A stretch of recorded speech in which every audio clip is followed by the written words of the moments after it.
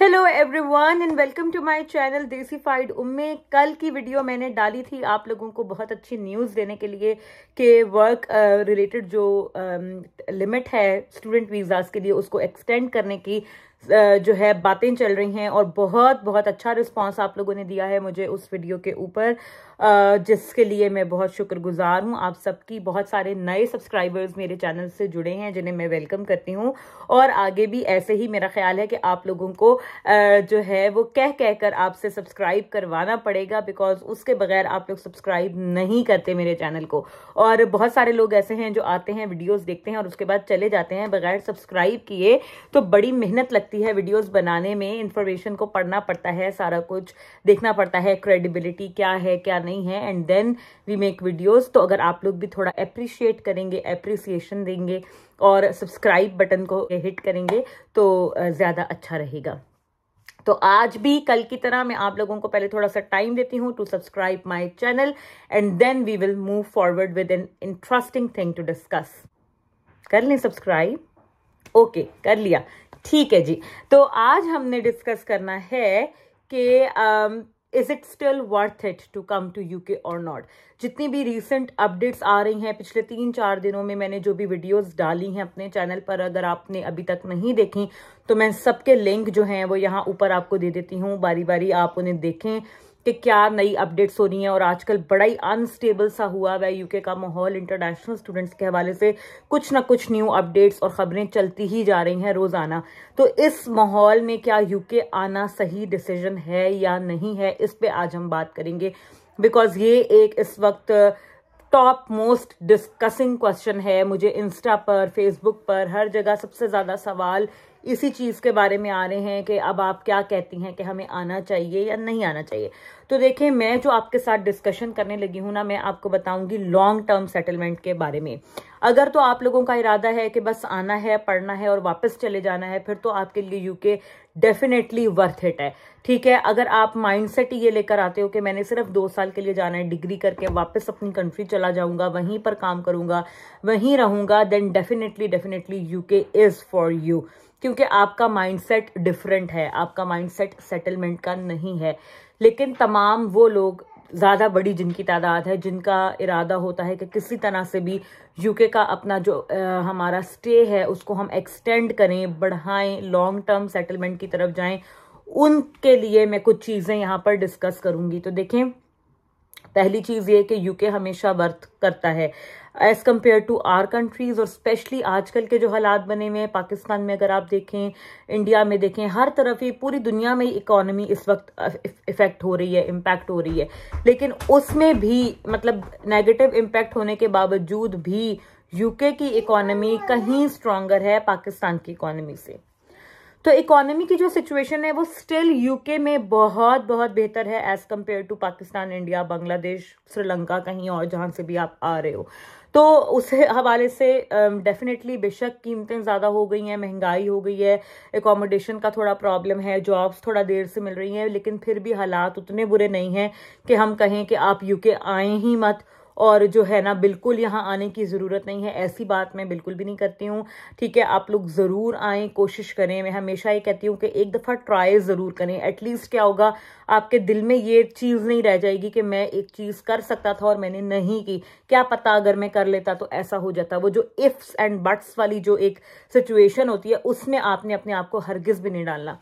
Try ज़रूर करें, पूरी जान लगाएं, मेहनत करें, उसके बाद नतीजा जो भी हो वो आप अल्लाह पर छोड़ दें, ठीक है। तो इकोनॉमी के भी हवाले से इतना बुरा नहीं है सिचुएशन, उसके भी हल निकल आते हैं। महंगाई बढ़ रही है नो डाउट, लेकिन इतना बुरा नहीं है कि आप कहो कि भाई अफोर्ड ही नहीं कर सकते। हाँ, आपकी सेविंग कम होगी, लेकिन आप अपना अच्छा गुजारा चला लोगे, अच्छा खाओ पियोगे भी, अच्छा पहनोगे भी, सारा कुछ। और पाकिस्तान में जो चीज़ें लग्जरी के जुमरे में आती हैं वो यहाँ नॉर्मल लाइफ है, वो चीज़ें यहाँ पर एक नॉर्मल चीज़ें हैं। यहाँ पर कोई उन चीज़ों को एज अ लग्जरी नहीं देखता। आपको हर बंदे के हाथ में यहाँ पर iPhone 13 Pro Max, iPhone 14 Pro Max नज़र आएगा, ठीक है। That's normal, that's something that is not considered as as such a big deal. जैसे हमारे होता है कि किसी के हाथ में आईफोन हो तो सारे एकदम अलर्ट हो जाते हैं कि जी 3-4 लाख का फोन हाथ में है।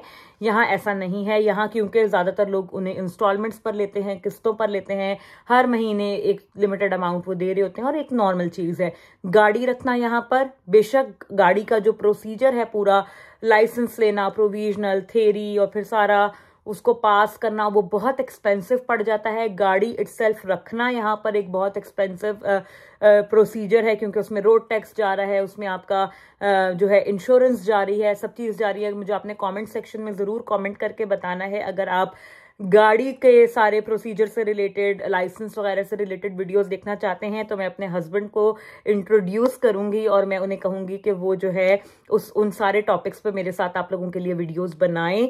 एक लाइव सेशन भी हम कर सकते हैं। तो अगर आप इंटरेस्टेड हैं उस सारी चीज़ों में, या जो भी आपके ऐसे एस्पेक्ट्स हैं, चीज़ें हैं जो आप पूछना चाहते हैं हस्बैंड से, मेरे उनका पर्सपेक्टिव पूछना चाहते हैं, तो आपने मुझे ज़रूर कॉमेंट्स में बताना है और मैं उसकी एक लिस्ट तैयार करके फिर अपने हस्बैंड से डिस्कशन करूंगी, and then I will arrange something for you guys.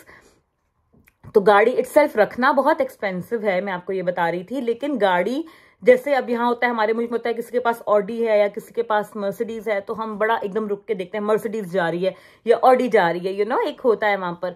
यहाँ नॉर्मल है। यहाँ आप टैक्सी में बैठोगे ना, अगर आप उबर बुलाओगे तो आप उबर भी, अब मेरे साथ 2-3 दफा हुआ है कि मैं टेस्ला में गई हूँ, उबर मैंने बुलाई and that was a Tesla. So यहाँ पर टेस्ला उबर में चलती हैं। तो ये बहुत नॉर्मलाइज चीज़ है यहाँ पर। ये कोई बड़ी बात नहीं है कि आप BMW में सफ़र कर रहे हैं या आप मर्सिडीज में बैठ रहे हैं या आप टेस्ला में बैठ रहे हैं, क्योंकि ये चीज़ें तो यहाँ एज अ टैक्सी यूज़ हो रही हैं। तो आप कोई सी भी गाड़ी रखते हो तो वो आपके लिए एक वो है। हाँ, जब हम गाड़ी लेते हैं, कुछ भी लेते हैं, तो वो ऑब्वियसली हमारे लिए एक बहुत बड़ी चीज़ होती है, क्योंकि हमने बहुत मेहनत से कमा के ली होती है। लेकिन अगर आप जनरली यहाँ का माहौल देखें तो वो कोई इतना बड़ा कोई प्रॉब्लम नहीं है गाड़ी, अच्छी गाड़ी रखना, महंगी गाड़ी रखना, ठीक है, डिपेंडिंग ऑन योर बजट।